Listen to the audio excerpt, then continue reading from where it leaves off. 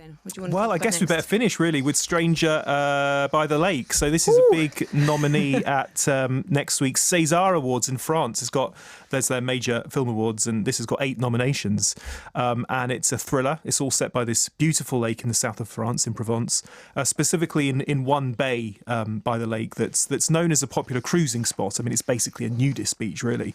And the lead guy, this guy called Franck, goes there most days to see who can meet. And over the course of a few days, falls for this guy called Michel, very dynamic guy.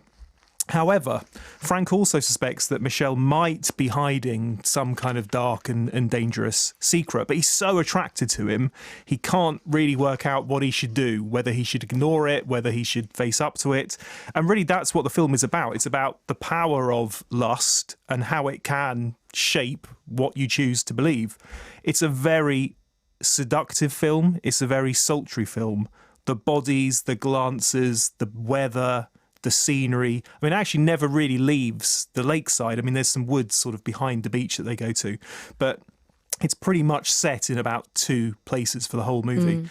So you're in this really intense atmosphere. It's like the outside world doesn't exist, which I think is actually very clever, because sometimes when you go on holiday, you feel so removed, don't you, from the outside world, from your everyday normal life. If you're just staying in one place the whole time, it's like the rest of the world doesn't really exist anymore for that 2 weeks. Yeah. And you really get that sense in this, that like nowhere else exists. Yeah, and I also think as well in terms of the setting of it, and the fact that it's a cruising part of a lake, where for a lot of the characters it's an escape as well, in terms of they don't exchange numbers, they don't see each other outside of the environment of this place and stuff, so it's very insular. Yeah, and that adds, I think, to the tension, because it is a thriller, and there's this real pressure cooker feeling that almost this little enclave is too good to be true, which actually it is.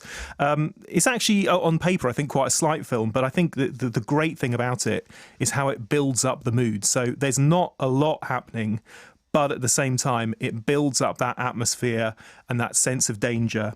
And actually, at the awards, the César Awards next week, one of the big competitors is Blue is the Warmest Colour, which was a big French film from last year. And they're not really similar films in terms of plot, but I think one thing they both have in common is that they're not afraid to take their time and just to let the story grow gradually. It's not in a hurry, a gradual construction of the character and the mood and the plot.